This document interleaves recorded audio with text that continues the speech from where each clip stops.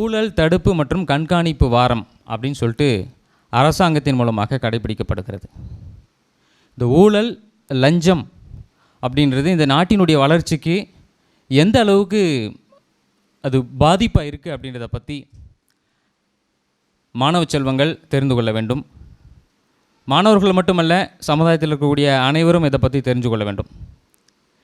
இந்த ஊழல்னா என்ன, இந்த லஞ்சம்னா என்ன, யார் வாங்குறா, யார் கொடுக்குறா, அதை எப்படி நாம் தடுக்கணும், இது குறித்தான ஒரு விழிப்புணர்வு மாணவர்கள் மத்தியில் சமுதாயத்தில் இருக்கணும் அப்படின்ற ஒரு நல்ல நோக்கத்திற்காக ஒவ்வொரு ஆண்டும் நவம்பர் மாதம் 26ஆம் தேதி தொடங்கி அக்டோபர் மாதம் 26ஆம் தேதி தொடங்கி நவம்பர் மாதம் 1ஆம் தேதி வரை, இன்றைய தேதி வரை ஊழல் தடுப்பு மற்றும் கண்காணிப்பு விழிப்புணர்வு வாரமாக அரசாங்கம் கடைபிடித்து வருகிறது. அதனை சிறப்பிக்கக்கூடிய வகையில் இந்த நிகழ்ச்சி நம்முடைய மருதம்நெல்லி பாலிடெக்னிக் கல்லூரியின் சார்பாக இன்று நடைபெறுகிறது. இந்த நிகழ்ச்சியில் நமக்கு ஊழல் தடுப்பு மற்றும் கண்காணிப்பு இது குறித்தான விழிப்புணர்வு கொடுப்பதற்காக தருமபுரி மாவட்டத்தினுடைய ஊழல் தடுப்பு கண்காணிப்பு பிரிவினுடைய துணை காவல் கண்காணிப்பாளர் திருமிகு இமானுவேல் ஞானசேகரன் அவர்களும், தருமபுரி ஊழல் தடுப்பு மற்றும் கண்காணிப்பு பிரிவினுடைய ஆய்வாளர் இன்ஸ்பெக்டர் மிஸ்டர் பி பழனிசாமி அவர்களும் நம்மோடு பேச இருக்கிறார்கள். நிகழ்ச்சி இனிதே தொடங்க இருக்கிறது.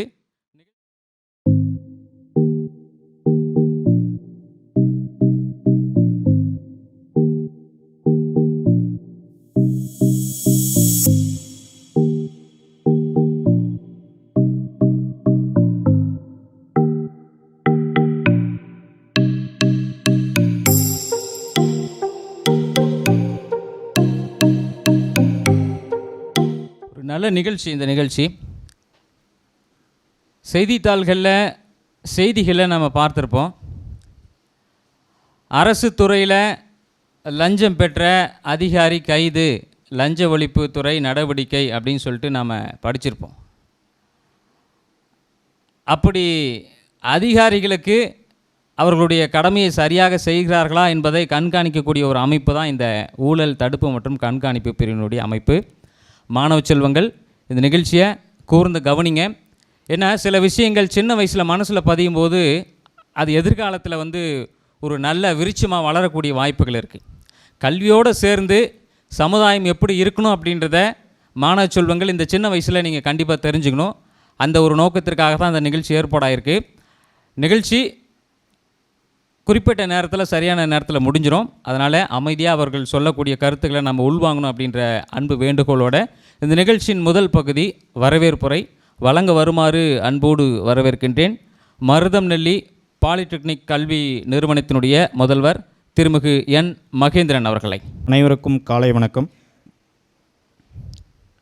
ஊழலை எதிர்ப்போம், ஊழலை ஒழிப்போம் என்ற விழிப்புணர்வு வார விழாவில் நேர்மை என்ற ஒற்றை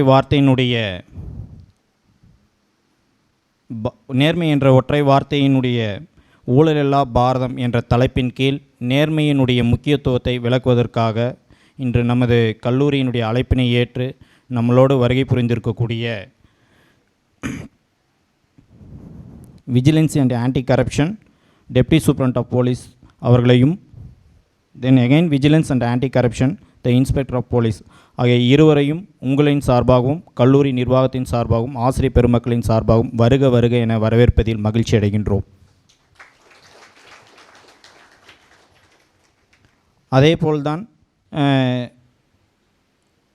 தொகுப்பாளர் கூறியது போல் இங்கே நடக்கக்கூடிய நிகழ்வுகளை உள்வாங்க வேண்டும் என்பது, அதாவது வகுப்பறையில் ஆசிரியர்கள் சொல்வாங்க கவனி அப்படின்ற ஒரு வார்த்தை, அதே அரசு துறையில் இருக்கக்கூடியவர்கள் சொல்லக்கூடிய கவனி என்ற வார்த்தைக்கும் அர்த்தங்கள் மட்டுமே மாறுகிறது. அதனால் இங்கே நீங்கள் கவனிச்சிங்க அப்படின்னா வேறு எங்கேயும் கவனிக்க வேண்டிய அவசியம் இருக்காது என்பதால் உங்களையும் இங்கே மாணவர்கள், அதாவது பொதுமக்களிடம் இந்த விழிப்புணர்வை ஏற்படுத்துவதில்லை, வளரும் இளம் தலைமுறைகளோடு இந்த விழிப்புணர்வை ஏற்படுத்த வேண்டும் என்பதற்காக உங்களை இங்கு அழைத்துள்ளோம். உங்களையும் ஆசிரியர் பெருமக்களையும் வருக வருக என வரவேற்று வாய்ப்புக்கு நன்றி கூறி விடைபெறுகிறேன். நன்றி, வணக்கம். ஊழலில்லா பாரதம் இன்றைய நம்மளுடைய நிகழ்ச்சியினுடைய தலைப்பு.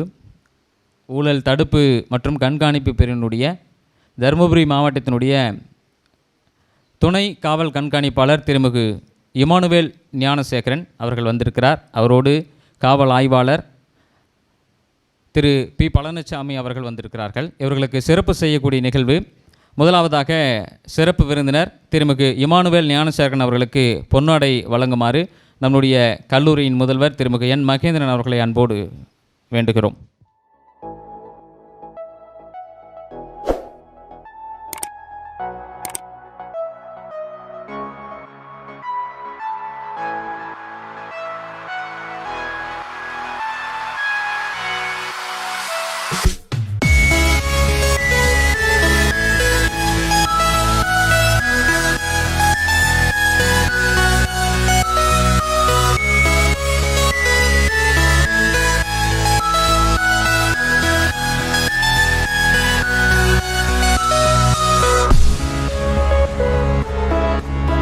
முதலாவதாக காவல் ஆய்வாளர் திருமிகு பி பழனிசாமி அவர்களை அன்போடு அழைக்கின்றோம்.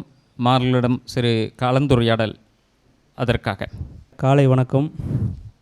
முதலாவதாக இந்த நிகழ்ச்சிக்கு ஏற்பாடு செய்த மருதம் நெல்லி தொலைக்காட்சியின் செய்தியாளர் திரு கார்த்திக் அவர்களுக்கு என்னோட நன்றியை தெரிவித்துக் கொள்கிறேன். ஏற்கனவே ஒரு நிகழ்ச்சியில் நான் அவரை சந்தித்து பேசினேன். அப்போ சொன்னார், இங்கே மாணவர்கள்ட்ட வந்து ஒரு 5 நிமிஷம் உரையாற்றுங்க சார், நாளைய ஊழலற்ற இந்தியாவை உருவாக்குறதுக்கு கண்டிப்பாக நாங்களும் துணை நிற்போம் என்று சொன்னார். அவரோட வேண்டுகோளை ஏற்று எங்கள் டிஎஸ்பி சார் நாங்களும் உங்களை சந்திக்கிறது இன்றைக்கி ரொம்ப மகிழ்ச்சி. அதாவது இன்றைக்கி எல்லா இடத்துலையுமே ஊழல் இல்லைன்னு எங்கேயுமே சொல்ல முடியாது, ஊழல் இருக்குன்னு சொல்ல முடியாது. அப்படி ஒரு சூழலில் தான் நாம் ஒவ்வொரு நாளும் கடந்து போய்கிட்டு இருக்கோம். சரி, ஊழல்னா என்னங்க நினைக்கிறீங்க நீங்கள்? லஞ்சம்டா என்னன்னு நினைக்கிறீங்க? யாராவது ஒருத்தர் சொல்லுவீங்களா? அதாவது ஒரு அரசு ஊழியர் தன்னுடைய அதிகாரத்தை தனிப்பட்ட நலனுக்காக செயல்படுத்தினார்டா அதுதாங்க லஞ்சம். பணம் மட்டும்தான் லஞ்சம்னு நினைக்கிறீங்களா? மாணவர் யாராவது நினைக்கிறீங்களா? பணமாவோ பொருளாவோ வாங்கினா மட்டும்தான் லஞ்சம் நினைக்கிறீங்களா? இல்லை, நிறைய வகைகள் இருக்குது. அதாவது பணமும் பொருளும் வாங்குறது அது ஒரு வகையான லஞ்சம், அது நமக்கு எல்லாத்துக்குமே தெரியும். அதில் இன்னொரு வகை இருக்குது, நெப்போட்டிசம். எனக்கு சொந்தக்காரன் பந்தக்காரன் எல்லாத்துக்கும் நான் வந்து, மாப்பிள்ளை இந்த ஏரியாவில் நீ வந்து சாராயம் விற்றுக்கல, நான் கண்டுக்க மாட்டேன். இந்த ஏரியாவில் நீ கஞ்சா விற்றுக்க நான் பார்த்துக்கிறேன். இந்த ஏரியாவில் ஆற்று மடல் நீ அள்ளிக்கடா மாப்பிள்ளை, நான் பார்த்துக்கிறேன். இதுவும் ஒரு வகையான லஞ்சம்தான். அடுத்து ஃபேவரிசம். இப்போ எனக்கு தெரிஞ்ச ஒரு நண்பர் இருக்கார், நான் அவருக்கு சாதகமான சில உத்தரவுகள் போடுறது, ஏதாவது அரசு துறையில் திட்டங்கள் வரும்போது நீங்கள் அதை கான்ட்ராக்ட் எடுத்து பண்ணிக்கோங்க அப்படின்றது. இது ஒரு வகையான லஞ்சத்தில் ஒரு வகை தான். அடுத்து எத்தனை வகையாக லஞ்சம் ஊழல் நடக்குது நாட்டில் தெரியுங்களா? Political corruption, administrative corruption and professional corruption. இந்த பொலிட்டிக்கல் கரப்ஷன் யார் செய்கிறதுன்றா அதிகாரிகள் செய்கிறதில்ல, ஆட்சியாளர்கள் செய்கிறாங்க, அதாவது அமைச்சர்கள் செய்கிறது. அட்மினிஸ்ட்ரேட்டிவ் கரப்ஷன் என்னடா, அதிகாரிகள் செய்கிறது. பொலிட்டிக்கல் கரப்ஷன் இது ப்ரொஃபஷனல் கரப்ஷன்டா, அதாவது துறை சார்ந்த இதில் அறிவு அதிகமாக்கணும். உதாரணத்துக்கு சொல்கிறதா இருந்தால் இன்ஜினியர்ஸ் இப்போ ஒரு பாலம் கட்டுறதுக்கு இவ்வளவு தரத்தில் கட்டணும்னு சொல்லியிருப்பாங்க. ஆனால் அந்த இன்ஜினியர்ஸ் என்ன செய்வாங்க தெரியுங்களா? தரமற்ற பொருட்களை பயன்படுத்தி தன்னோட அறிவை அங்கே பயன்படுத்தி ஒரு சாலை கட்டுமானமோ இல்லை ஒரு பாலம் கட்டுமானமோ ஒரு குறிப்பிட்ட நாளுக்குள்ளே இடிஞ்சு விழுகிற மாதிரி செய்கிறது. இப்போ உண்மையில் வந்து இப்போ நாளைய இன்ஜினியரெல்லாம் நீங்களாம் வந்து ஒரு பெரிய பெரிய பதவிக்கோ ரயில்வேவோ இல்லை மற்ற பொதுப்பணித்துறைக்கோ ஒரு முக்கியமான கட்டுமானத்தை எழுப்பக்கூடிய உங்கள் முன்னாடி நான் சொல்கிறேன், உங்களோட அறிவை வந்து நல்ல விஷயத்துக்கு பயன்படுத்துங்க. எங்கிட்ட நிறைய வழக்குகள் இருக்குது, அதாவது இன்ஜினியர்ஸ் மேலே சூப்பரண்டிங் இன்ஜினியர் அளவுக்கு நாங்கள் வழக்கு போட்டிருக்கோம். அவங்களாம் என்னடா ஆட்சியாளரோடு சேர்ந்துட்டு தன்னோட அறிவை எப்படியெல்லாம் வந்து இந்த திட்டத்தை வந்து தரக்குறைவாக நம்ம செயல்படுத்தினா நமக்கு வருமானம் கிடைக்கும், ஆட்சியாளருக்கு வருமானம் கிடைக்கும், அப்படி தான் யோசித்து செயல்படுத்துகிறாங்க. அதுலேயும் 1-2 நல்ல ஒரு பொறியாளர்கள் இருக்கிறதுனால தான் இன்றைக்கி பொது மக்களுக்கான கட்டுமானங்கள் வந்து நீடித்து நிலச்சி நிற்குது. உதாரணத்துக்கு நம்ம எப்போயோ வருஷம் ஒரு 200 வருஷத்துக்கு முன்னாடி கட்டின நம்ம பெரியார் அணையை மேட்டூர் டேம் வந்து இன்றைக்கி நிலச்சிக்கிறதுனா உங்களை மாதிரி ஒரு நல்ல ஒரு பொறியாளர்களால் தான் அது சாத்தியமாக இருக்குது. சரிங்க சார், எல்லா இடத்துலையும் லஞ்சம் இருக்குதுன்னு சொல்கிறீங்க சார், மாணவர்களை நாங்கள் என்ன சார் செய்யணும் அப்படின்னு நீங்கள் கேட்கலாம். ஃபஸ்ட்டு உங்களுக்கு உண்டான உரிமைகள் என்னென்ன அப்படின்ட்டு நீங்கள் எல்லாம் தெரிஞ்சுக்குங்க. நம்ம தெரிஞ்சுக்கிட்டா தான் நம்ம அதிகாரிகள்கிட்ட எங்கேயுமே போய் நாம் கேள்வி கேட்க முடியும். கேள்வி கேட்காத வரைக்கும் அதிகாரிகள் வந்து தங்களோட அதிகாரத்தை துஷ்பிரயோகம் பண்ணுறதுக்கு ரெடியாக இருக்காங்க. நம்மளுக்கு அரசால் என்னென்ன திட்டங்கள் வழங்கப்படுகிறது, என்னென்ன சேவைகள் வழங்கப்படுகிறது, அதை குறித்த ஒரு தெளிவான அறிவை நாம் வந்து தேடி கண்டுபிடிக்கணும். அதுக்கப்புறம் அந்த திட்டத்துக்கும் அந்த சேவைக்கும் நாம் தகுதியானவர் தானா அப்படின்னு நீங்கள் தீர்மானிக்கணும். அந்த தீர்மானத்துக்கு அப்புறம் தான் வந்து நாம் அரசு அதிகாரிகள்கிட்ட ஏன் எனக்கு செய்யலை அப்படின்னு நாம் என்ன கேள்வி எழுப்ப ஆரம்பிக்கிறோமோ அப்போ தான் அதிகாரிகள் வந்து பயப்படுவாங்க. கேள்வி கேட்குறாங்க. அப்போ நாம் அந்த திட்டத்தையோ சேவையோ சரியான வகையில் மக்களுக்கு அமல்படுத்தணும் அப்படின்ற ஒரு பயம் வரும். அதுக்காகத்தான் நாங்கள் இருக்கோம். நீங்கள் எந்த நேரம்னாலும் எங்களை நீங்கள் வந்து தொலைபேசிலையோ இல்லை தபால்லையோ இல்லை இமெயில் வழியாகவோ நீங்கள் எங்களுக்கு வந்து தகவல்கள் சொல்லலாம். காவல்துறை செயல்படுறதே வந்து பொதுமக்களாகிய நீங்கள் சொல்கிற தகவல் வச்சு தான் நாங்கள் வந்து எவ்வளோ ஆழத்துக்கு மக்களுக்காக நாங்கள் சேவை செய்ய முடியும் அப்படின்றத தீர்மானிக்க முடியும். எங்களுக்கு ஒரு சின்ன ஒரு இன்புட் ஒரு ஃபோனில் கிடைச்சா போதும், சார் இந்த இடத்துல இந்த மாதிரி நடக்குது சார், அது போதும். அந்த கோடை வந்து நாங்கள் பெரிய ரோடாகி போட்டுருவோம். விசாரித்து எந்த அதிகாரி யார் ஏன் அப்படி பண்ணுறான் அப்படின்ட்டு. அதனால் மாணவர்களை உங்கள்கிட்ட நாங்கள் கேட்குறதெல்லாம் வந்து ஊழல் குறித்தோ இல்லை லஞ்சம் குறித்தோ ஏதாவது ஒரு அலுவலகத்தில் இப்படி செய்கிறாங்க சார், இல்லை எங்கள் பக்கத்து வீட்டுக்காரர் இப்படி போகிறபோது இப்படி பண்ணுறாங்க சார், அந்த தகவல்களை எங்களுக்கு சொல்லுங்கள். கண்டிப்பாக நாங்கள் நடவடிக்கை எடுப்போம். நாளை இந்தியாவை ஒரு ஊழலற்ற இந்தியாவை உருவாக்கணும்டா உங்களை மாதிரி ஒரு பொறியாளர்களால் தான் முடியும்.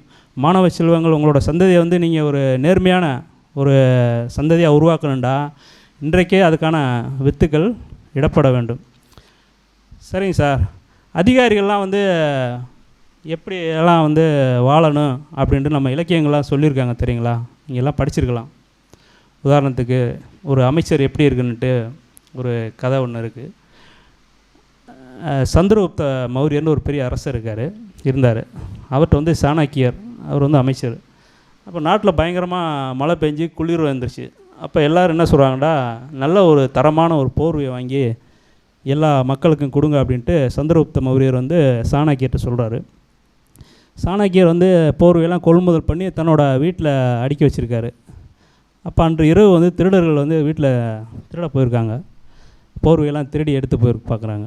அப்போ பார்த்தா இவரோட ஒய்ஃபு வந்து ஒரு கிழிஞ்ச போர்வையில் பொத்திக்கிட்டு படுத்துக்கு இருந்திருக்காங்க. அப்போ திருடங்களுக்கு ஒரே ஆச்சரியம், என்னங்க வீட்டில் தான் இவ்வளோ போர்வை வச்சுருக்கீங்களே, ஏன் அதை எடுத்து பொத்தி படுக்கலை அப்படின்னு. அவர் சொன்னாராம், அதெல்லாம் பொதுமக்களுக்கு வழங்குறதுக்காக அரசரால் சொல்லி நான் வாங்கி வச்சுருக்கேன் சார், அது எனக்கு சொந்தம் இல்லை, மக்களுக்கு சொந்தமானது, அதனால தான் நான் அதை தொடலை. அந்த திருடர்கள் அன்றைக்கே மனம் திரும்பிட்டாங்களா, ஓ இப்படி ஒரு அமைச்சர் இருக்காரா அப்படின்ட்டு. அந்த மாதிரி தான் அமைச்சர்கள் இருக்கணும் அப்படின்னு சொல்கிறாங்க. ஆனால் அது எப்படி இருக்காங்கன்றதை நான் உங்களோட கேள்விக்கு நான் விட்டுறேன். ஆனால் நாம் இன்றையிலிருந்து அந்த மாதிரியான ஒரு நேர்மையான வாழ்க்கையை வாழ்கிறதுக்கு நம்ம உறுதி ஏற்போம். அடுத்து சரிங்க சார், அமைச்சர்கள் எப்படி சார், ஆட்சியாளர் நம்ம அதிகாரிகள் எப்படி சார் இருக்கணும், அதுக்கும் சொல்லியிருக்காங்க. உதாரணத்துக்கு பார்த்தீங்கன்னா பைபிளில் வந்து ஒரு யோவான் ஒருத்தர் தீர்க்கதரிசி இருப்பார். அவர் வந்து அந்த யோர்தான் நதிக்கரையில் வந்து எல்லாத்துக்கும் ஞான ஸ்நானம் கொடுத்துக்கிட்டு இருப்பார். அப்போ போர் சேவர்கள் வந்து கேட்பாங்க, போர் சேவர்கள் நாங்கள் என்னங்க செய்யணும், போர் சேவர்கள் யாருன்னா காவல்துறை மற்ற நண்பர்கள், நாங்கள் என்னங்க செய்யணும் அப்படின்னாங்க. உங்களோட சம்பளமே போதுமென்று இருங்கள், ஒருவனையும் பொய்யாய் குற்றம் சாட்டாதிருங்கள் அப்படின்றார். அப்போ அதோட அர்த்தம் என்னென்னா, நீ வந்து உனக்கு என்ன நிர்ணயிக்கப்பட்டதோ அரசால் அந்த சம்பளத்தை வாங்கிட்டு யாரும் துன்புறுத்தாமல் நீ வாழு, அதோட அர்த்தம் அதான்.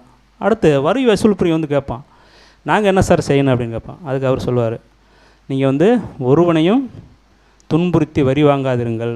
அப்படின்னா என்ன, சட்டத்தால் என்ன வரி விதிக்கப்பட்டிருக்கோ அதை மட்டும் வசூல் பண்ணு, யாரும் துன்புறுத்தி முறைகேடான வழியில் நீ பணம் சம்பாதிக்காத, அதோட அர்த்தம் அதான்.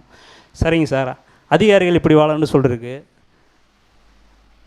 அமைச்சர்களும் அதாவது ஒரு நாட்டோட அரசனும் நீதிபதிகளும் எப்படி சார் இருக்கணும், அதுக்கு ஒரு உதாரணம் உங்களுக்கு சொல்ல விரும்புகிறேன். அதாவது 1421 அப்போ வந்து பெங்காலில் ஒரு சுல்தான்டா அப்போ வந்து இஸ்லாமிய ஆட்சி.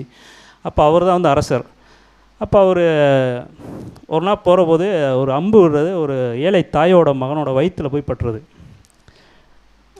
இவர் தெரியல, நம்ம அந்த பையனோட வயிற்றில் தான் நம்ம அம்பு விட்டோன்னு தெரியல. ஆனாலும் அந்த தெரியாத விட்டதுனால அந்த பொண்ணு வந்து விடலை. நான் வந்து நீதி கேட்டே ஆவேன் அப்படின்னு சொல்லிட்டு நீதிபதியை போய் பார்த்துருக்கு. அப்போ நீதிபதி வந்து, அப்படியா, அரசனை விட்டு அம்பு உங்கள் மேலே எஞ்சிருச்சா, இம்மிடியட்டாக வந்து அரசனை என்னை வந்து பார்க்க சொல்லுங்கள் அப்படின்னு சொல்லிட்டாரான். இப்போ செய்வோங்களா? இப்போ அப்படிலாம் இல்லை.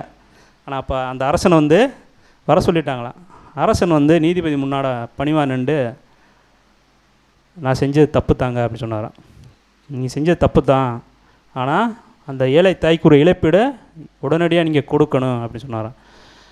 அரசர் வந்து இழப்பீடை வந்து கணக்கிட்டு உடனடியாக அந்த ஏழை தாய்க்கு கொடுத்ததுக்கப்புறம் தன்னோட வாளை உருவி சொன்னாராம்.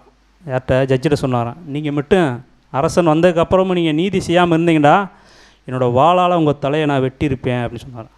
அதுக்கு நீதிபதி சொன்னாராம், நான் சொல்லி நீங்கள் வராமல் இருந்திருந்தீங்கடா, என்னோடய சாட்டையால் உங்களை அடித்து கூப்பிட்டு வந்திருப்பேன் அப்படின்றாராம். அதுக்கப்புறம் அவரோட நீதிபதி வந்து தன்னோட மேலே இடத்துலேருந்து இறங்கி வந்து அதுக்கப்புறம் அரசருக்கு பணிவாக வணக்கம் சொன்னாராம்.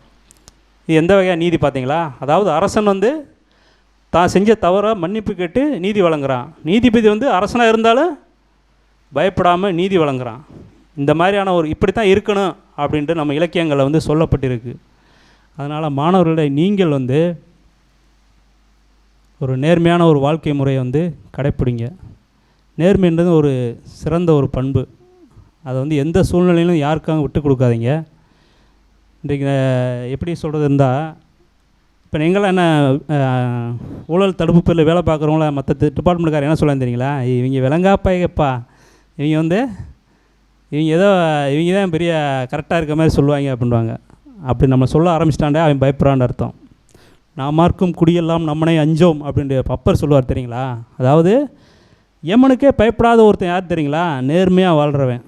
அப்படி நேர்மையாக வாழ்கிற யாருண்டா? லஞ்ச ஒழிப்புறையில் பணியாற்ற நாங்கள் நேர்மையாக இருக்கோம். அந்த மாதிரி ஒரு நேர்மையான ஒரு வாழ்க்கை முறை நீங்கள் வகுத்துக்குங்க. முறைகேடான வழியில் வந்து இன்றைக்கி எவ்வளோ சம்பாதிச்சாலும் வந்து நம்ம ஒரு சந்தோஷமான வாழ்க்கை வாழலான்னு நம்ம நினைக்கலாம். ஆனால் நாளைய சந்ததி கண்டிப்பாக பாதிக்கப்படும். அதில் மாற்று கருத்தே இல்லை. இன்றைக்கி வேணால் நம்ம சந்தோஷமாக இருக்கலாங்க. ஒரு தலைமுறை 2 தலைமுறை கழித்து அந்த பாவத்தின் சம்பளத்தை வந்து நம்ம கண்டிப்பாக கொடுத்தே ஆகணும். நீங்கள் நல்லா பாருங்கள், முறைகேடான வழியில் சம்பாரித்து எவனுமே வந்து ஒரு சாம்ராஜ்யத்தை கட்டி எழுப்புனா சரித்திரமே கிடையாது. அதனால் நம் நேர்மைன்றது ஒரு வாழ்க்கை முறை, அதை நீங்கள் பின்பற்றுங்க. ஒவ்வொரு நாளும் நாம் இரவு தூங்க போகும்னு ஒரு திருக்குறள் நான் சொல்கிறேன், அதை நீங்கள் மனசில் வச்சுக்கோங்க. மறந்தும் பிறன் கேடு சூழற்க சூழின் அறம் சூழும் சூழ்ந்தவன் கேடு. அதாவது நம்ம மறந்து கூட மற்றவனுக்கு தீங்கு நினைக்கக்கூடாது அப்படின்றான். அதனால் ஒவ்வொரு நாளும் வந்து நம்மளோட வாழ்க்கையை மகிழ்ச்சியான வாழ்க்கையினால் தொடங்குங்க. முடிக்கிற போது நம்ம இன்றைக்கு யாருக்குமே வந்து மனதளவோட தீங்கு நினைக்கல, நேர்மையான ஒரு வாழ்க்கை முறையை நம்ம பின்பற்றுறோம் அப்படின்னு நினச்சி நாளை இந்தியாவை ஒரு ஊழலற்ற ஒரு எடுத்துக்காட்டான ஒரு நாடாக உருவாக்க நீங்கள் எல்லாம் பாடுபடணுண்டு உங்களை வேண்டிக் கொண்டு இந்த வாய்ப்பு கொடுத்த மருதநெல்லி பாலிடெக்னிக் கல்லூரி நிர்வாகத்திற்கும் மாணவர்களுக்கும் நன்றி கூறி விடைபெறுகிறேன். சார் மிக அழகாக சொன்னார். நேர்மை அப்படின்றது ஒரு அறம். அந்த அறத்தின் பால் நம்ம வாழ்க்கை இருந்தது அப்படின்னு சொன்னால் யாருக்கும் பயப்பட தேவையில்லை. அதான் மிக அழகாக சொன்னார். யமனுக்கே பயப்படாதவர்கள் நேர்மையானவர்கள். அப்படின்னா என்ன? அடுத்த நொடி நமக்கு மரணமே வந்தாலும் நான் யாருக்காகவும் கவலைப்படல சார், நான் நேர்மையாக இருக்கேன். என்றைக்காச்சும் நாம் தப்பு செஞ்சோம், நம்ம ஏதாச்சும் நேர்மை இல்லாமல் இருந்தோம்னா பயப்படுவோம். நமக்கு எல்லாருக்கும் தெரியும். அந்தந்த வயதிற்கேற்ற மாதிரி இருக்கும். சின்ன வயசு அப்படின்னும் போது நாம் ஏதாச்சும் தப்பு பண்ணோம்னா அப்பா அம்மா அல்லது வாத்தியாருக்கு பயப்படுவோம். இப்போ சார் சொன்ன மாதிரி அவங்க அணுகிற மாதிரி இருக்கிறது அப்படின்னு பார்த்திங்கன்னா ஒரு பெரிய பெரிய அதிகாரிகளை அணுகுவாங்க. அப்போ அவங்க தப்பு செஞ்சுருந்தாங்கன்னா இவங்கள மாதிரி இருக்கக்கூடிய உயர் அதிகாரிகளை பார்த்து அவங்க பயப்படுவாங்க. நம்ம தப்பு செய்யலைன்னா சார் சொன்னது தான், எமனே வந்தாலும் பயம் கிடையாது. நீங்கள் தானே சார் வந்திருக்கீங்க, வாங்க உட்காருங்க, டீ சாப்பிட்லாமா காஃபி சாப்பிட்லாமா, என்ன சாப்பிட்டு போகலாம் ஆஃபீஸில் அப்படின்னு சொல்லலாம். ஸோ ஆக நேர்மை அப்படின்றது ஒரு அறம். அந்த அறத்தின் பால் நம்மளுடைய வாழ்க்கை இருக்கணும் அப்படின்றத மிக அழகாக குறிப்பிட்டிருக்கார் காவல் ஆய்வாளர் திருமிகு பழனிசாமி அவர்கள். மருதநெல்லி கல்வி குழுமத்தின் சார்பாக நன்றிகள், பாராட்டுக்கள். நிகழ்ச்சியில் அடுத்ததாக ஊழல் தடுப்பு மற்றும் கண்காணிப்பு பிரிவினுடைய தருமபுரி மாவட்டத்தினுடைய துணை கண்காணிப்பாளர் திருமிகு இமானுவேல் ஞானசேகரன் அவர்களை அன்போடு அழைக்கின்றோம் உங்களிடம் உரையாட. இந்த விழாவை இனிதே ஏற்பாடு செஞ்ச மருதம்நெல்லி பாலிடெக்னிக் நிர்வாகத்திற்கு எங்களது சார்பாக வணக்கத்தை தெரிவித்துக் கொள்கிறோம். இப்போ உங்களை என்ன சொல்லிங்க உட்கார வச்சாங்க? நீங்கள் தான் பேசணும், நான் மட்டும் பேச மாட்டேன்.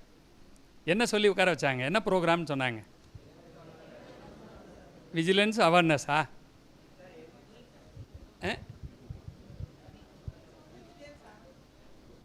Very good. அதான் சார் சொன்னாங்க இல்லையா, 26ஆம் தேதியிலேருந்து 1ஆம் தேதி வரைக்கும் 1 வீக் வந்து விஜிலன்ஸ் அவேர்னஸ் வீக். நிறைய அவேர்னஸ் நடக்கு, நீங்கள் கேள்விப்பட்டிருப்பீங்க. ஜனவரி பிப்ரவரியில் வந்து ரோட் சேஃப்டி அவேர்னஸ் வீக் நடக்கும். அது இந்த வருஷம் வந்து 1 மந்த் ஆகிட்டாங்க. இந்த வருஷம் மட்டும் அது 1 மந்த் ஆகிடுச்சு. அப்படி பார்த்தா விஜிலன்ஸ் அவேர்னஸ் 365 நாளும் இருக்கணும். ஏன்னா அவ்வளவு ஊறி போய் கிடக்குது. இதில் விஜிலன்ஸ்னால் என்ன? நீங்கள் உங்களோட நாலேஜில் விஜிலன்ஸ்னால் என்ன சொல்லுங்கள், தைரியமாக சொல்லுங்கள். நீங்கள் படிக்கிறதுக்கு தான் வந்திருக்கிறீங்க, இதெல்லாம் தெரிஞ்சுக்கணும். விஜிலன்ஸ்னால் என்ன சொல்லுங்கள், யாராவது தெரியணும் இல்லையா? ஒரு ப்ரோக்ராம் உட்காந்துருந்தோம், என்னத்துக்கு வந்துட்டு போனோன்னு தெரியக்கூடாது. என்ன ப்ரோக்ராமுங்கிறதெல்லாம் தெரியணும். விஜிலன்ஸ்னால் என்ன? சரி, விஜிலன்ஸுக்கு மீனிங் என்ன? விஜிலன்ஸுக்கு மீனிங் கரப்ஷன்னா என்னது? விஜிலன்ஸுக்கு மீனிங் என்ன? விஜிலன்ஸ் அவேர்னஸ் வீக் இல்லையா? சார் சொன்னாங்க 26ஆம் தேதியிலேருந்து 1ஆம் தேதி வரைக்கும் விஜிலன்ஸ் அவேர்னஸ் வீக் நடக்கு. விஜிலன்ஸ்னால் என்ன? சொல்லுமா தம்பி, யாரோ சொல்கிறீங்க கரெக்டாக. ஊழல்னா தான் கரப்ஷன் வந்துடுது. சரி, அவேர்னஸ்னால் என்ன?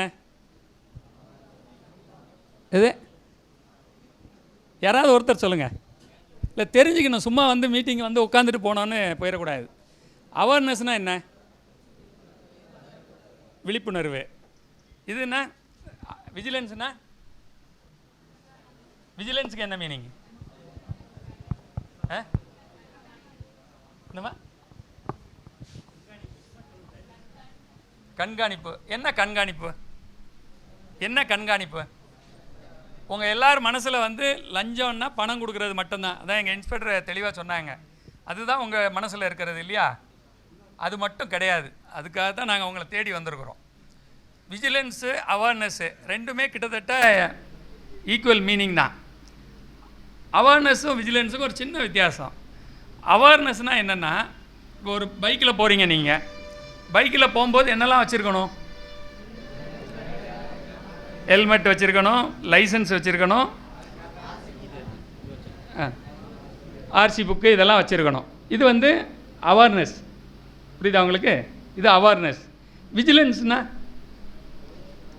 விஜிலன்ஸ்னா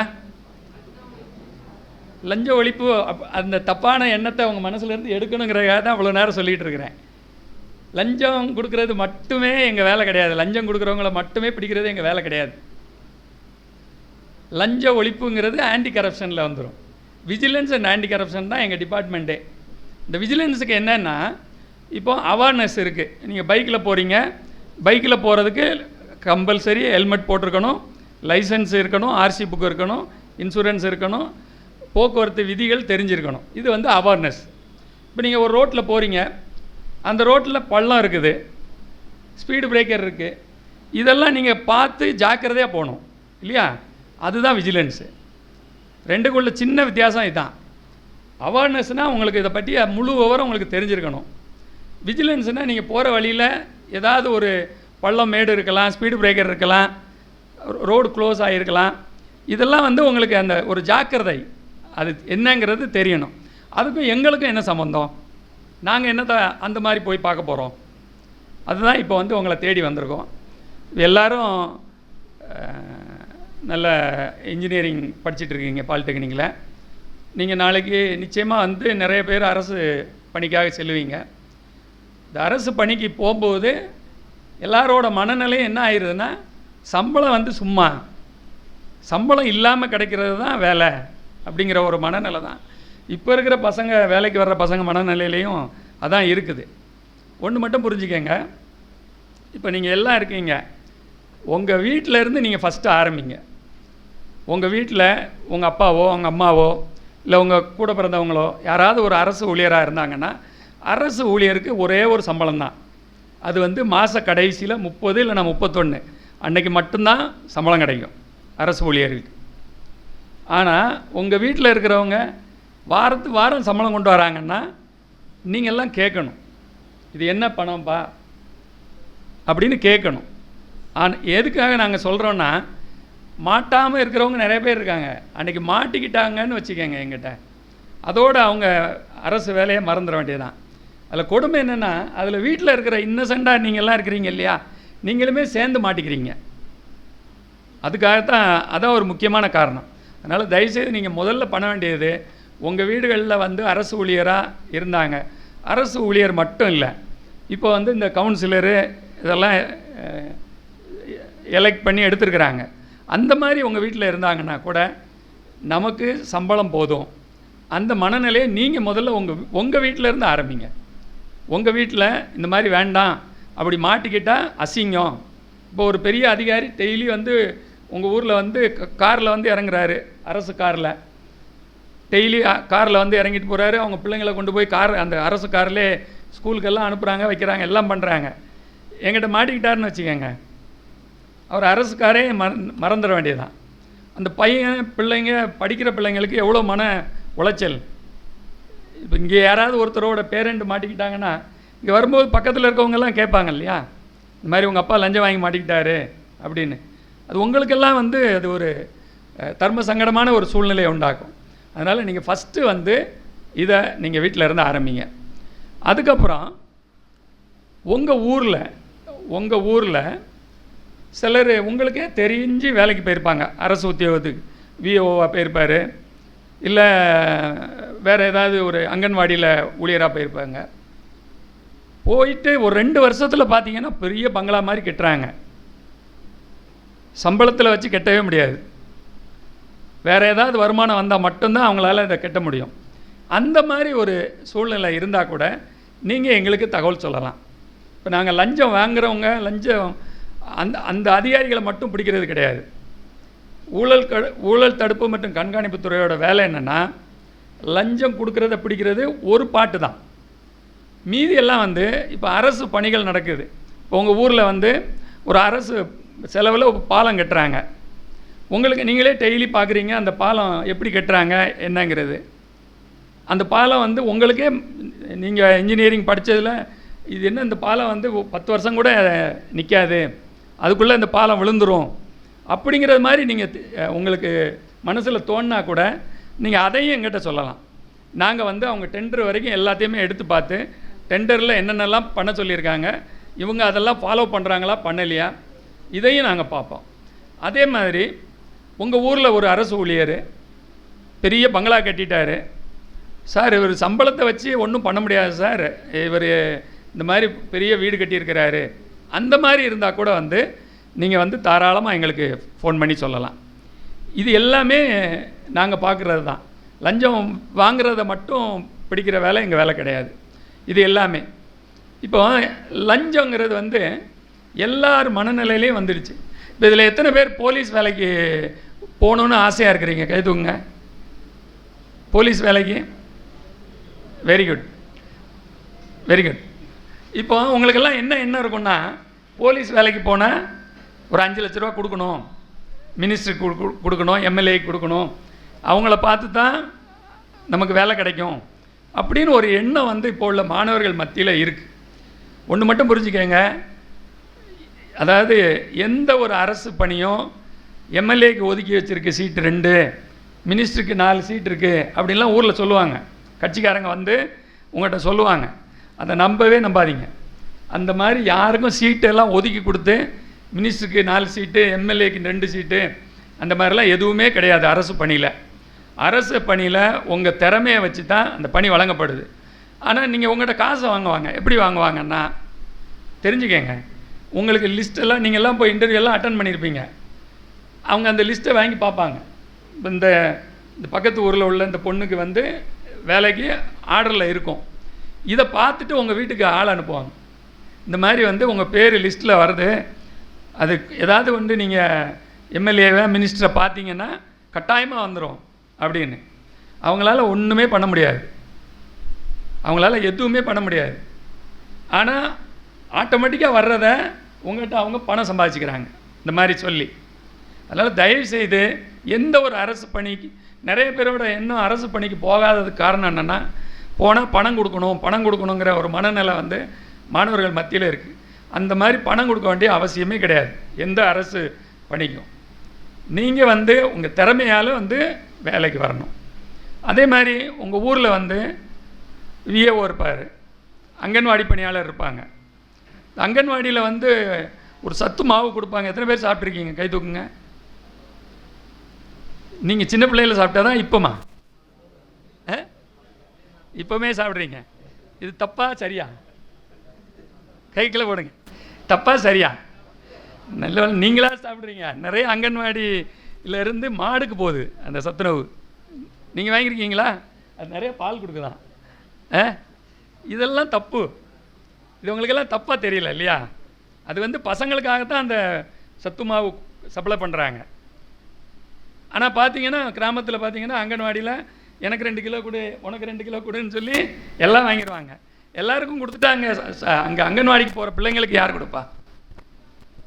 அங்கன்வாடிக்கு போகிற பிள்ளைங்களுக்கு யார் கொடுப்பா? அதனால் வந்து தயவுசெய்து இதெல்லாம் வந்து கரப்ஷன் தான். இதெல்லாம் கரப்ஷன் தான். யாருக்கு சேரணுமோ அவங்களுக்கு சேராமல், சேரக்கூடாத இடத்துக்கு அந்த பொருள் போகுது. அது குழந்தைகளுக்காக உள்ளது. அதே மாதிரி போஸ்டிங் இருக்குது, அங்கன்வாடி போஸ்டிங் இருக்குது. நீங்கள் தயவுசெய்து நான் ஒரு ரெக்வெஸ்ட் வைக்கிறேன், எந்த ஒரு அரசு பணிக்கு நீங்கள் வந்து விண்ணப்பித்தாலும் அதில் என்னென்ன கண்டிஷன்ஸ் இருக்குங்கிறத நீங்கள் முதல்ல பாருங்கள். எதுவுமே இல்லாமல் இருக்கக்கூடாது. உதாரணத்துக்கு அங்கன்வாடி பணியாளர் இருக்காங்க இல்லையா? உங்கள் கிராமத்தில் எல்லா கிராமத்துலேயும் அங்கன்வாடி இருக்கும் இல்லையா? 2 பேர் அங்கே பணிபுரிவாங்க. ஒருத்தர் சமையலர், ஒருத்தர் அங்கன்வாடி ஒர்க்கர். 2 பேர் அங்கே ஒர்க் பண்ணுவாங்க. இவங்களுக்கு வந்து அவங்கள என்ன க்ரைட்டீரியாவில் எடுக்கிறாங்கன்னா, ஃபஸ்ட்டு வந்து அந்த ஊரில் இருக்கணும். ஃபஸ்ட்டு அந்த ஊரில் உள்ள குவாலிஃபைடு இருக்கணும். அப்படி அந்த ஊரில் 5 பேர் குவாலிஃபைடாக இருக்காங்கன்னா ஃபஸ்ட்டு ப்ரிஃபரன்ஸ் அதில் வந்து விடோவுக்கு தான். அங்கன்வாடி பணியாளர் ஃபஸ்ட்டு இது வந்து விடோ. செகண்ட் கேட்டகரி வந்து கணவனால் கைவிடப்பட்டவங்க, டெஸ்டிடியூடு, அவங்களுக்கு வந்து 2வது. அதுக்கப்புறம் வந்து உடல் ஊனமுற்றவங்க. இந்த 3 கேட்டகரியிலையும் அந்த ஊரில் இல்லைனா தான் அடுத்த கேட்டகரி அங்கன்வாடி பணியாளருக்கு ஜென்ரல் கேட்டகரியில் எடுக்கணும். இதுதான் அதோட நாம்ஸ். உங்கள் ஊர் அங்கன்வாடியிலலாம் உங்கள் ஊருக்காரங்க தான் இருக்காங்களா, வேறு பக்கத்து ஊர்லேருந்து வர்றாங்களா? எப்படிப்பா? உங்கள் ஊரில் உள்ளவங்க தானா? உங்கள் ஊரில் உள்ளவங்க தான். சரி. ஏன்னா ஃபஸ்ட்டு அந்த ஊரில் இல்லைன்னா மட்டும்தான் பக்கத்து ஊரில் எடுக்கலாம். ஆனால் என்ன நடக்கும்னா, பக்கத்தில் ஊரில் உள்ளவங்க இங்கே வந்து வேலைக்கு சேர்ந்துருவாங்க. அதிகாரிகளுக்கெல்லாம் பணம் கொடுத்து சேர்ந்துருவாங்க. விடோவே இருக்காது, விடோ சர்டிஃபிகேட்லாம் வாங்கிடுவாங்க. இந்த மாதிரியெல்லாம் இருக்குது. இந்த மாதிரி இதெல்லாம் கூட வந்து நீங்கள் வந்து எங்களுக்கு தகவல் சொல்லலாம். இப்போ நாங்கள் உங்களை தேடி வந்ததோட காரணமே அதான். இளைஞர்கள் உங்கள் மனசில் வந்து இந்த மாதிரி ஊழல் இல்லாமல் இருக்கணும்னு உங்கள் மனசில் எண்ணம் இருக்கும். அதை வந்து நம்ம என்ன பண்ணணும்னு தெரியாமல் இருந்திருப்பீங்க இவ்வளோ நாளும். இது யாருக்கு சொல்கிறது என்னங்கிறது தெரியாமல் இருந்திருப்பீங்க. அதுக்காக தான் நாங்கள் உங்களை தேடி வந்திருக்கோம். இனிமேல் வந்து உங்கள் கிராமத்தில் என்ன ஒரு தவறான இது, ஒரு சாலை போடுறாங்க, ரோடெல்லாம் இப்போ கையில் பேர்த்து எடுத்துட முடியுது இல்லையா, தார் போட்டதெல்லாம், அதெல்லாம் தப்பு. இதெல்லாம் நீங்கள் சொல்லணும். நாங்கள் வந்து எல்லா ஊர்லேயும் போய் ரோடு சரியாக போட்டிருக்காங்களா, பாலம் சரியாக கட்டியிருக்காங்களான்னு பார்க்க முடியாது.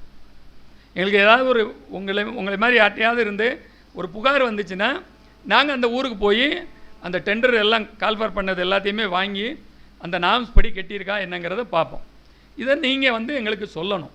சொன்னால் தான் எங்களுக்கு தெரியும். நீங்கள் அந்த ரோடு போட்டாங்க நல்லா இருக்குது, ஒரு வாரம் தான், இப்போ 1 மாதம்தான் ரோடு நல்லா இருக்குது. 1 மாதத்துக்கு இடையில மழை வந்துச்சுன்னா எல்லாம் ஜல்லியாக தான் கிடக்குது ரோடு. இந்த மாதிரி இதாக இருந்தால் கூட நீங்கள் எங்களுக்கு சொல்லலாம். எங்கள் நம்பரை நீங்கள் நோட் பண்ணிக்கோங்க. எங்கள் தருமபுரி விஜிலன்ஸோட நம்பரு. இதில் நீங்கள் எப்போனாலும் கால் பண்ணலாம். ஒன்று புரிஞ்சுக்கங்க, நீங்கள் சொல்கிறது இப்போ உங்கள் ஊரில் உள்ளது ஒருத்தரை நீங்கள் சொல்லியிருக்கிறீங்க, இவங்க நாளைக்கு வந்து இவங்க நான் தான் சொன்னேன்னு சொல்லி கொடுத்துட்டாங்க, அதனால் அவர் வந்து வீட்டில் சண்டை போடுவார் அப்படின்னு யாரும் பயப்பட வேண்டாம். நீங்கள் வந்து சொல்கிற தகவல் வந்து எங்களுக்கு தகவல், அவ்வளோதான். நீங்கள் அதில் புகார்தாரரோ யாருமோ கிடையாது. நம்பர் மட்டும் நோட் பண்ணிக்கோங்க. 04342 260042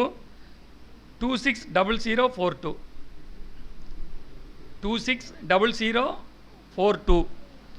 இது வந்து தருமபுரி விஜிலன்ஸ் ஆஃபீஸோட நம்பர். எந்நேரமும் நீங்கள் கால் பண்ணலாம். இந்த மாதிரி வந்து உண்மைக்குமே சார் எங்கள் ஊரில் வந்து ஒருத்தன் வேலைக்கு சேர்ந்து 2 வருஷம் தான் ஆகுது, அதுக்குள்ளே இவ்வளோ பெரிய வீடு கட்டியிருக்கான் சார், எப்படி கட்டினான்னு தெரியல, அந்த தகவலை சொல்லலாம். எங்கள் ஊரில் வந்து இந்த மாதிரி ஒரு அங்கன்வாடி போஸ்டிங் போட்டிருக்காங்க, இல்லை விஏஓ போஸ்டிங் போட்டிருக்காங்க, அதில் தகுதியே இல்லாதவங்களுக்கு போட்டிருக்காங்க, அந்த மாதிரி இதுகள் சொல்லலாம். உங்கள் ஊரில் ஏதாவது வேலை நடந்ததை, வேலையை வந்து சரியான முறையில் நடக்கலைன்னா அந்த மாதிரி தகவலை நீங்கள் சொல்லலாம். இது எல்லாமே வந்து நீங்கள் இதில் ஃபோனில் சொன்னீங்கன்னா நாங்கள் அதில் நடவடிக்கை எடுப்போம். ஏன்னா லஞ்சம் வந்து எல்லா இடத்துலையுமே ஊறி போயிருக்குது. அதாவது இப்போ ஜிஹெச்சில் வந்து குழந்தை பிறந்துச்சுனாலே ஆண் குழந்தையா பெண் குழந்தையான்னு பார்த்து சொல்கிறதுக்கே பணம் கொடுக்க வேண்டியது இருக்குது. பிறந்ததுலேருந்தே பணம் கொடுத்து தான். அதுக்கெல்லாம் யார் காரணம்? அவங்க காரணமா? பணம் வாங்குறவங்க காரணமா? கொடுக்குறவங்க காரணமா? கொடுக்குறவங்க தான் காரணம். உங்கள் குழந்தைய எவ்வளோ நேரம் உள்ள வச்சுருப்பாங்க ஹாஸ்பிட்டலில்? 1 hour கழித்து உங்கள்கிட்ட தானே கொண்டாந்து கொடுக்கணும். அதுக்குள்ளே அவசரம்.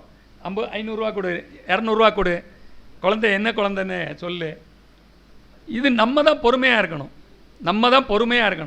இப்போ பத்திரப்பதிவு அலுவலகத்துக்கு போயிருக்கீங்களா யாராவது? சப் ரிஜிஸ்ட்ரார் ஆஃபீஸுக்கு இடம் ஏதாவது பதிவுறதுக்கு உங்கள் அப்பா யார் கூடயாவது போயிருக்கீங்களா? அங்கே எழுதப்படாமலே ஒரு ரிசிப்ட் போடுவான், பென்சில்ட்டே குறிப்பான். இங்கே இதுக்கு டாக்குமெண்ட்டுக்கு 18,000, இன்னொரு 10,000, 7,000, 8,000 அப்படின்னு போட்டு ஒரு 35,000 ரூபாய்க்கு கணக்கு கொண்டாடுவான். அங்கே செய்ய வேண்டியது அந்த 18,000 ரூபாய்க்கு உள்ளது. அதுபோக 500 ரூபாயோ 700 ரூபாயோ தான் டாக்குமெண்ட்டுக்கு சார்ஜ்.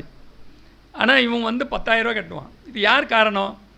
இப்போ அவளோட மனநிலை என்ன ஆயிடுச்சுன்னா, ஒரு அலுவலகத்துக்கு போனால் அங்கே போய் வெயிட் பண்ணக்கூடாது. நம்ம ஆளுக்கு சொல்லும்போதே டாக்குமெண்ட் ரைட்டு அப்படி தான் சொல்லுவாங்க. நான் வருவேன், வந்த உடனே கையெழுத்து போடுவேன், அது மாதிரி நீ ரெடி பண்ணி வச்சுக்க. எல்லாருமே அப்படி தான் சொல்கிறோம். நான் வந்து ரொம்ப நேரம்லாம் நிற்க முடியாது, வருவேன், கையெழுத்து போடுவேன். அப்போ நீங்கள் பணம் கொடுத்தா ஆகணும். வருஷத்தில் வாழ்க்கையில் ஒரு 2 தடவை இடம் வாங்குவோமா, 3 தடவை இடம் வாங்குவோமா? இந்த 3 தடவை இடம் வாங்குறதுக்கு ஒரு நாள் நின்னா தான் என்ன? சப் ரிஜிஸ்ட்ரார் ஆஃபீஸில் நம்ம பண்ணுறது தான். நீ எனக்கு நாளைக்கே நீ வந்து ரிஜிஸ்ட்ரேஷன் எல்லாம் முடிச்சிரு, நான் வந்து கையெழுத்து போட்டு வந்துடுவேன், எவ்வளோ காசானாலும் பார்த்துக்க. அது அங்களுக்கு அதிகாரிகளுக்கு வசதியாக போச்சு. இவங்களுக்கு எவ்வளோ நாளும் கேட்கலாம், கொடுப்பாங்க. அது மாதிரி இந்த மாதிரி இதெல்லாம் மாறணும். இதெல்லாம் உங்கள் கையில் தான் இருக்குது. இதில் லைசன்ஸ் யாருக்காவது வாங்கியிருக்கீங்களா? இன்னும் ஏஜ் வரலையா? லைசன்ஸ் இருக்கா யார்கிட்டையாவது? தம்பிகிட்ட இருக்கா? 8 போட்டு வாங்கினியா 7 போட்டு வாங்கினியா? தம்பி சொல்லுப்பா.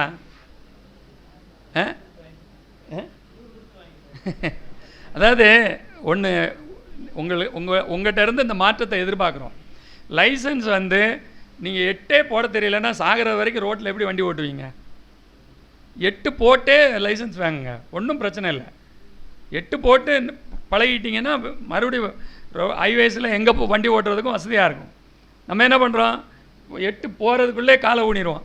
உடனே ஈவினிங்கில் பேசுவான் அந்த டிரைவிங் ஸ்கூலில் உள்ளவன், சார் இது ரிஜெக்ட் பண்ணிடுவாங்க, நீங்கள் பணம் கொடுத்தா தான் நாளைக்கு இது பண்ணும். சரி பணம் கொடுத்தா 8 போட வேண்டாமா? வேண்டாம். சரி காலையில் ஒன்று நீ 8 போடுறதுக்கு இப்படி வரும் முன்னாடியாக வந்துடுவாங்க. அவ்வளோதான். இதுதான் நடக்குது லைசன்ஸ் வாங்குகிற இடத்துல. நீங்கள் இந்த மருதநெல்லி பாலிடெக்னிக்கில் படிக்கிற நீங்கள் லைசன்ஸ் வந்து நல்லா படிச்சுட்டு 8 போட்டே வாங்க. பணம் கொடுக்க வேண்டிய அவசியமே கிடையாது. வெறும் 400 ரூபா தான் லைசன்ஸுக்கு ஃபீஸ், வெறும் 400 ரூபா. ஆனால் உங்கள்கிட்ட 4,000 ரூபா வாங்குவாங்க.